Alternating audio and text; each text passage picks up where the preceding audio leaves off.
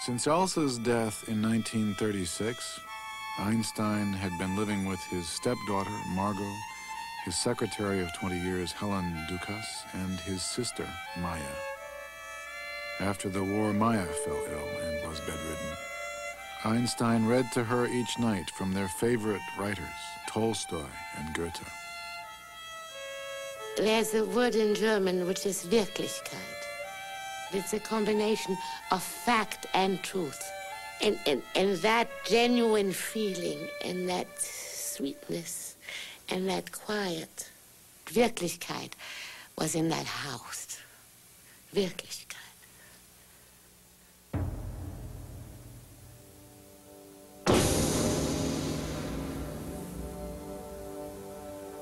The media sensationalized Einstein's role in the building of the atom bomb. They called him the father of the bomb, but he was not. Although Einstein's theoretical formulation E equals mc squared was the basis for nuclear fission, it was only a description of nature, not a prescription for a bomb. Einstein did not feel guilty about his science, but he did feel guilty. I didn't see much of Einstein until after the war. We usually talked about world affairs rather than about science. One evening, Einstein said, and I tried to fix this in my mind while he was saying it, and immediately afterward I left, and as soon as he had gone back in the house, I got out my diary and wrote down just what he had said. He said, I made one mistake in my life when I signed that letter to President Roosevelt advocating that the atomic bombs be built. But perhaps I can be forgiven for that, because we all felt that there was a high probability that the Germans were working on this problem, and they might succeed and use the atomic bomb to become the master race. Einstein's link to the atom bomb brought an onslaught of letters and telegrams. Helen Dukas tried to protect him. He withdrew to Mercer Street. But the sweetness was not the same. Einstein's worst fears had been realized. The products of science were not benign. Man could now destroy the world. Einstein was burdened by the misuse of what he loved most, and believed that now a dramatic new way of thinking was needed. He felt a profound moral obligation to act. In 1946, the Emergency Committee of Atomic Scientists was set up. This committee collected several $100,000 from donors. It produced a film about the atomic bomb and the nature of nuclear war, advocating what Einstein was advocating at that time, that the time had come to give up the idea of settling disputes between the major powers by resorting to war, that the weapons finally had become too destructive to make it rational to follow this old pattern of going to war.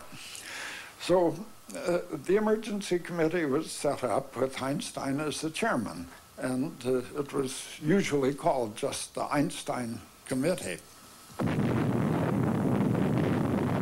Einstein and other scientists wanted to moderate the partnership between science and government, feeling that it dangerously placed technology and its power in the wrong hands. We scientists who released this immense power have overwhelming responsibility in this world life and death struggle to harness atom. We ask your help in this fateful moment. That film might have had some pertinence if hydrogen bombs hadn't been developed in the period around 1950. Well, of course, the hydrogen bombs just emphasize the fact that war nuclear war between the nuclear powers would just be pure insanity. The overkill capabilities are so great and cheap. The cheapest way to kill people is to use nuclear weapons. They're really remarkably cheap.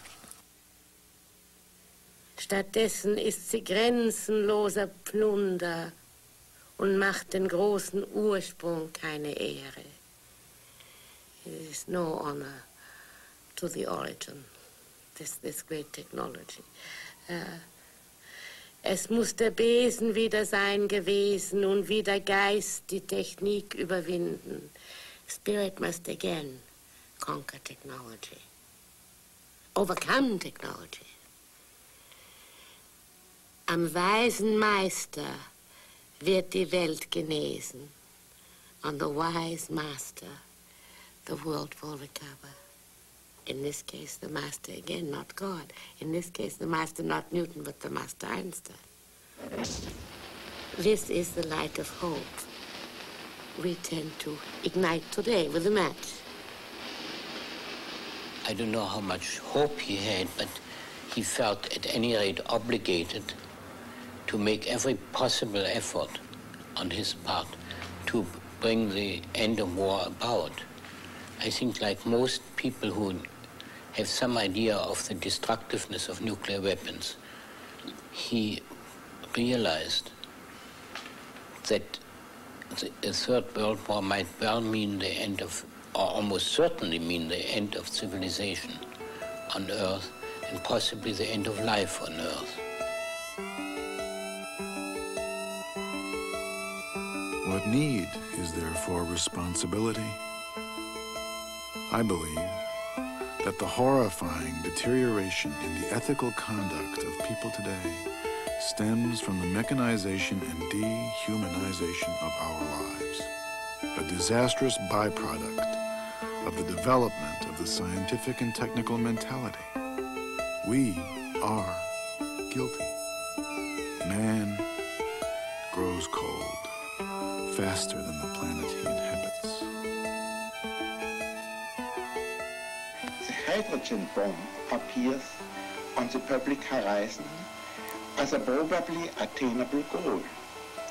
Its accelerated development has been solemnly proclaimed by the President. If successful, radioactive poisoning of the atmosphere and hence annihilation of any life on Earth has been brought within the range of technical possibilities. The ghost-like character of this development lies in its appearance. Over a 5-year period, beginning in 1949, the FBI, under J. Edgar Hoover, began to assemble a massive Einstein file. But the government did not go so far as to call him to testify. During the McCarthy hearings, Einstein urged passive resistance. He advised against pleading the Fifth Amendment, which protects against self-incrimination, but rather the First, which protects freedom of speech. His friend Oppenheimer, accused of un-American communist sympathies, did not take Einstein's advice. He was somewhat out of tune with the spirit of the times. Let us not forget that the late 1940s, especially the 1950s, this was an age in which America didn't distinguish itself in terms of liberal democracy. It was the age of McCarthyism, of suspicion, the Rosenberg case, the persecution of Oppenheimer in the scientific field.